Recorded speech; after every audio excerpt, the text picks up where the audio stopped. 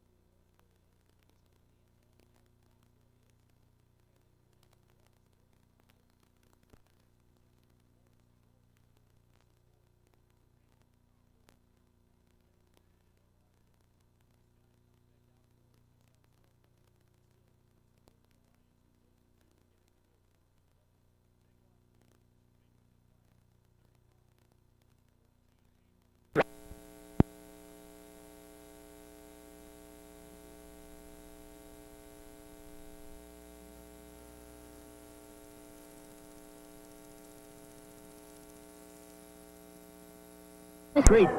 And a couple of players have to be separated. Tensions running high. These two teams, no love lost at all. Watch Maurice on the replay. This guy had 1,000 yards rushing last year. He is a hot prospect. All 200 pounds of him, 6'2". Nice, neat, compact, strong, solid fella. He gets knocked down there. The cheerleaders are not cheering for more rain. They are cheering for some clear skies. I'm not sure we're going to get it. Wilson never got a hold of the snap. You know, he's just a junior taking over the quarterback position. He spent the summer at quarterback camp, he said, working on his skills. And the one thing he said when I asked him what he thought his job was, he said, my job is to get the ball to Maurice and let him rack up the yards. That sounds like a pretty easy philosophy, yeah. Not a bad game plan. Williams running for 2,500 yards in his career. A flag is down on 4th and 5. The Gators going to the far side of the field. Doesn't look like they made it. We'll have to wait and see what the flag is, though, before seeing who gets possession of the ball. Might be illegal procedure. Jason Robinson was the ball carrier, and it is going to be against Goose Creek. And feverishly, the Berkeley coaching staffers waving them off, saying, no, no. And I wish we could wave this rain off. It is really coming down now. The players may not be able to see the coaches waving off the penalty if they're out on the field. They did see it, though. Probably a couple of seniors out there know what's going on. They've been through this before. They said, no, thanks, we would prefer not to have the penalty. You can see the rain on the helmets. You can even hear it beating on those Rydell helmets. The Berkeley Stags will take control of the ball. Kevin Brown, number 8, will come to the line of scrimmage. A big kid He'll bring him up on 1st and 10, the ball on the 40-yard line. He'll hand it off to the, no, Brown will keep it. He'll go to the second back, out to the 30, the 25, the 20, 15, down to the 10, down to the 5-yard line before getting knocked out of bounds. It looks like they're going to say he went out on the 7. Norman Ranson breaks out onto the left side. You'll see it on the replay. Great blocking by the offensive line. He slides down the line, puts it in, takes it out, has the linebacker commit, then pitches, gets around the corner man, and then it's a horse race to the end zone. Down the stretch he goes and gets knocked out of bounds there at the 8. Talk about the rain coming down. If I look into the end zone, you can see the Bishop England football team sitting in the stands just watching them. I guess they figure they're already wet. They might just well stay and watch this one. Brown on the keeper.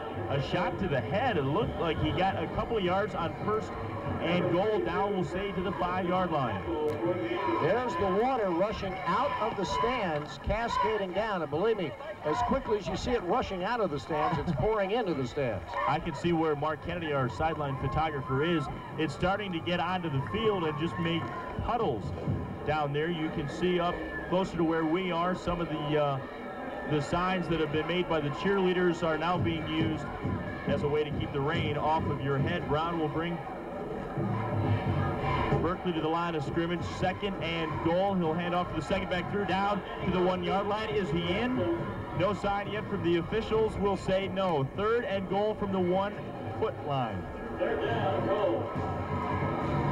Got right down, Norman Ransom, right down to the 1-yard line, and there will be 3rd down for them. Well, the Stags have not been dampened at all by this rain. Look at those cheerleaders. Way to go, girls. They have been cheering all along. Christian Swigert, the coach's son, coming to the line of scrimmage. He will bring the play into Kevin Brown. They are now set, 3rd and goal, 8:21 to go in the ball game. Brown's going to keep it himself and go in for the touchdown. The arms go up, 6-0, Berkeley on top.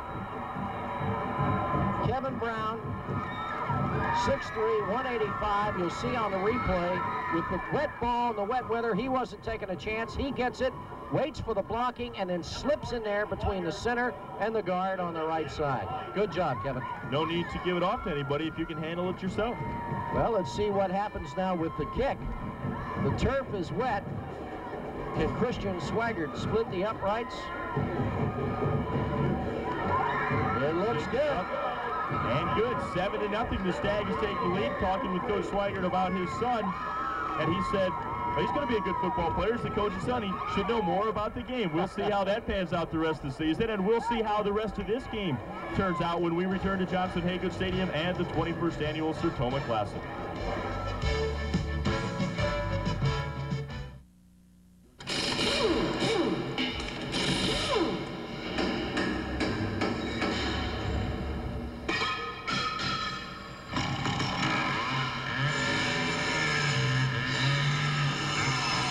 There is an easier way to fix your car.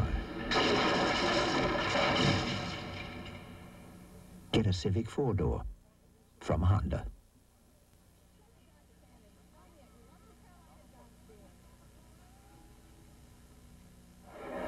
Welcome back to Johnson-Haygood Stadium. Bill and Ted's Sake adventure continuing at the 21st Annual Sertoma Classic. I'm Bill Baird from Channel 2. Thanks for joining us. Alongside me, Ted Byrne. You can see the rain continues to come down. The fans are a little wet. Their spirit, though, is not. Folks still fired up. The cheerleaders are still going at it. Some of the fans have gone down below the bleachers to try and stay dry. A lot, though, have stayed up where the action is in the stands and on the field. 1st and 10 for the Berkeley Stags. So come to the line of scrimmage. Number 10 for Goose Creek. Tyne Penn, I believe, is the quarterback now. He'll pitch to the far side to Maurice Williams. He'll try to turn the corner, get 1, maybe 2 yards. No, that is still Jackie Wilson, who is in the ball game and will stay in as quarterback. Trying to work it to the outside. And as wet as it is, as wet as that ball is, it's probably wise not to try to pass it. Look at the hair design there. Now, you think he's a Stag fan or what? I don't know if he's gone to the dance by himself, a stag, or if that's just the mascot's name emblazoned in his head. An interesting cut, to say the least. We've seen a couple of those while we've been out here at Sertoma. The handoff is loose on the ground. We'll see who recovers. Looks like Goose Creek will still have it. Jackie Wilson trying to get the handoff. You talked about the ball being a little slick. May have come into play on that one. I think so. Let's watch it on the replay and see where the ball is. He's got it right in his bread basket, but he slips. See, he gets it on his thigh, then it bounces off his thigh onto the ground, and they're diving after it. Alex Richardson trying to control the ball, unable to. 3rd and 6, we'll call it, from the 35-yard line. 7 minutes and 12 seconds to go. The rain has stopped, and the parade comes out from underneath You can come out from underneath the stands, folks. The concessionaires, people downstairs can take a break now. That's right. Wilson to pass over the middle, complete for a first down, and then some. Going to number 84 for Goose Creek. That is Mark Cadana. And it is complete, and it is a first down. Nice Watch pass the by replay. Jackie Wilson. Lonnie Garrett will get open for this. Wilson with a fake pitch and then turns around right over the middle. There's Lonnie Garrett, 6'1", 175-pound junior, open to get the ball. 1st and 10 for the Gators. Wilson will bring him to the line of scrimmage. Ball placed on the 46-yard line. Running out of the eye, they'll pitch to Williams on the far side. He'll get one, then he loses the ball and will go down. Can't see who recovers it. The referees on the far side are signaling it. Went out of bounds at about midfield, Bill. Looks like the plan for Goose Creek is to get the ball as much as they can to Williams. Williams right, Williams left, Williams up the middle, and anything else he can get. Growing up in Chicago, I remember watching the Bears when they had Walter Payton, who was Right. a pretty decent runner in his own right. That's right. And that's about all they did. They ran him right, they ran him left, they ran him up the middle, and then punted. Hopefully Goose Creek won't be punting too much this year. Williams, 2,500 yards in 3 years for Dennis Swiger's club. And I'm sure many more yards to come this year. Running out of the eye, it is 2nd and 4. This time they'll go to the first back through. He'll pull his way forward for 1, maybe 2 yards, bringing up 3rd and 3. So you have a 3rd and 3 situation here now. Yeah. I would be willing to guess that number 45 will get the ball for Goose Creek right now. That's just a hunch on my part. We'll see if it pans out. Williams running out of the eye. Wilson. No, they're going to give it to the up back, and he is stopped shy of the first down. It'll be 4th down for Goose Creek. I didn't say on that play. Williams may get the ball now. All right. It's called hedging. Well, it is a decision now that you've got to make. Do you punt the ball away? Maybe try to put Berkeley back in bad field position? And that's exactly what they're going to try to do. I thought they might go for it, but Coach Swigert apparently not wanting to take, Coach Carlton not wanting to take the chance. Instead, they will go ahead and, no, they're going to go to the up back, and they'll get the first down, and then some to the 40 on the outside, to the 30, down to the 25-yard lines. There it is, Maurice Williams. He does it all. He does it all. Takes the ball, the up man on the punt. He'll take the snap and run for it up for the first down, and then some. 5:11 to go in this ballgame between Berkeley and Goose Creek. One thing we want to point out, the Berkeley Stags may have the tallest nose guard in the league. When we were out there, I saw this kid, Kenyatta Jenkins, 6'8.5", 220 pounds. Does he post up pretty good on the hardwoods? Well, I bet he does, and if he doesn't, they can teach him. That is an awful lot of size to work with. We'll see what kind of football player he can be during the year. Goose Creek, though, has the ball, and they'll give it back to Williams. A flag goes down, maybe 1-2 yards for Williams on the play. Williams, as we said earlier, over 1,000 yards rushing last year. He is a hot prospect. A lot of folks will be looking at him this year. Hope he applies himself in the classroom and does real well and goes on to maybe play for one of the colleges around the state. Ted, I see a couple of folks coming back into stands from downstairs, and their hair is dry. Now, wait a minute. I have no idea how that works. I don't understand that either. Somebody's got to be having a hairdryer concession downstairs underneath. Could be a hair dryer for $1. That's maybe. right. On a night like tonight. Entrepreneurial abilities everywhere. Gators, Jackie Wilson will bring it to the line of scrimmage. And the rain again starts to come down. The handoff will go to number 31. That is Jason Robinson, the sophomore. Doesn't even look like he got back to the line of scrimmage. Not only is the rain coming down again, but so are the officials' flags. We've got one on the play, and so they'll talk it over. It looks like they're going to chat with the Berkeley Stags, make them aware of what the penalty is. Wait for the official to give the sign. Illegal procedure against Goose Creek. Let's watch it and see just exactly what they did to violate the rule there. Watch him on the line. There you go. You got your tackle on the right side moving off. And don't worry, Mom, I'm not going to call his name. That's the part where you take the tape at home and you just cut it out. Certainly. Just take that one little section and cut it right out. 1st and 25 for Bobby Carlton's ball club, moving backwards instead of forward as the rain is moving down in a hurry. It is raining heavily once again. Miscommunication there. Wilson will hold on to the ball. A face mask will be called, I believe, against number 37, it looks like, for Berkeley. No, 72. Better put my glasses on. Either way, it'll go against the Berkeley Stags, and that'll help out Goose Creek. And they'll mark it from the Goose Creek 48-yard line, or check that, they'll mark it from the line of scrimmage. And down, they'll put the ball on the on the 36-yard line, and watch the face mask right there. See, you got him? Come here, fella, you're not going anywhere. Rather, 1st and 20 for the Gators. They'll give it to Williams coming to the near side of the field. Nothing there as Berkeley doing a great job in pursuit. They've got his number now. They know what's going on, and they're going to key on him and make sure he doesn't beat them. Jason Robinson was the lead blocker in that play, and really Berkeley's defense did a great job. Their defensive front is really their big strength, and that defensive front did a great job of pushing the initial blocker back into the ball carrier Williams. You see Old Glory waving, but a little damp after all the heavy rains we've had. 2nd and 20 for Goose Creek. The ball is on the 38-yard line. Wilson will bring it to the line of scrimmage. Out of the eye, pair of receivers to the left side. Wilson will go back under pressure and taken down in a hurry. Number 40 for Berkeley in there. Keith in Scott. The huddle. Keith Scott, we talked about that defensive front. He's one of the key people in that defensive front as he came bursting across the line, and it was a no contest and another loss. Wilson was going to roll to his left, and what you would have to assume is that either the center or one of the guards was pulling, and somebody missed an assignment. At number 40 for Berkeley shot right through the open hole and said, "Thank you very much. Let's tack it on a little more." 3rd and 33 now from the 48-yard line. We'll see what Wilson will do. A flag again. They hand off to Williams. This play will be blown dead, though.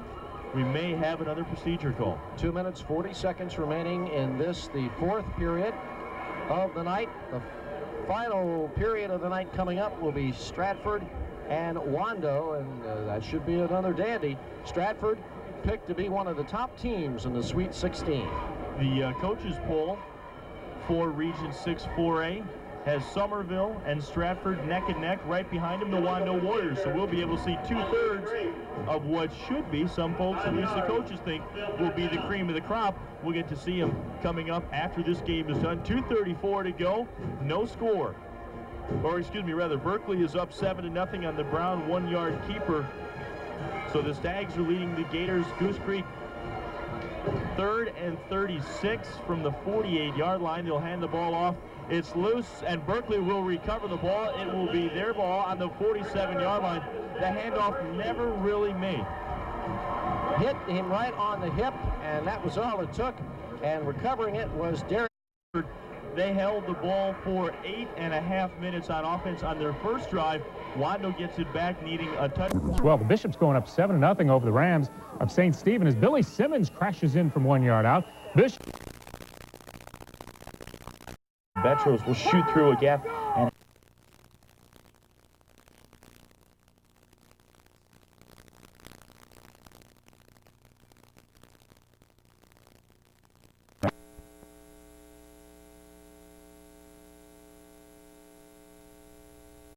Final score 40.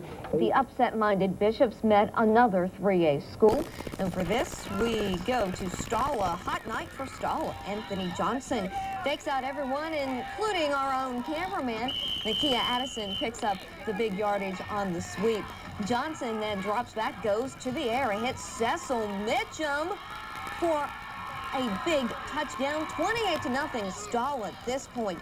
The Bishops, though, come back. John Canty finds Jeremy Bradish in the end zone, but too little too late. Stall routs Bishop England 48-7. Stall would be doing a lot of this tonight, faking everybody out on this one. 35-7 Stall already in the third quarter. Not much to do on the Stall sidelines except just sit back and watch the perfection. The Warriors make it 48-7, and that was just about the way it ended tonight. 48-7 was the final. England. So there's our highlight roundup for Barnwell, a team that had 9 wins during the regular season. I'll tell you why. Barnwell is tough. They've got to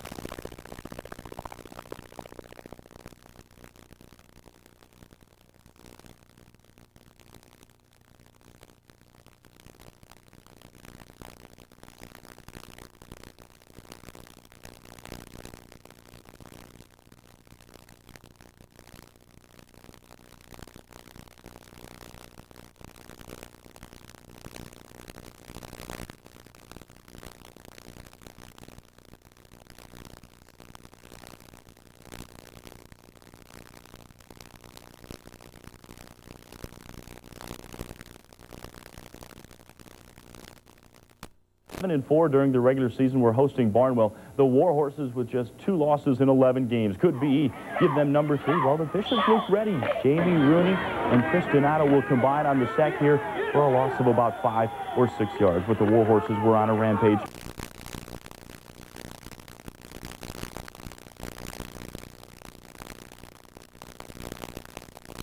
Through just about everybody. He doesn't get in for a touchdown, but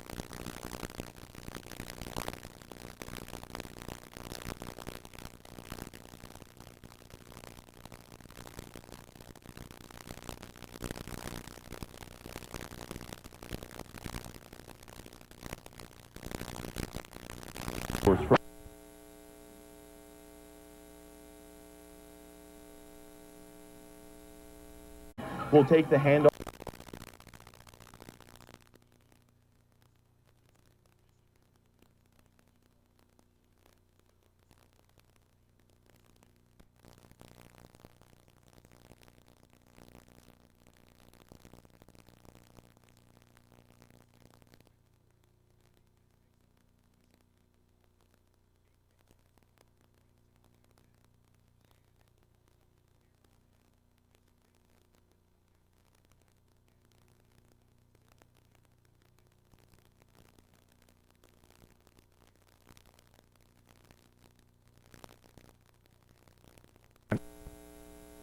teams in AA tonight. The Warhorses from Barnwell. This one played over at St. Andrews, so all the guys could bring all their moms.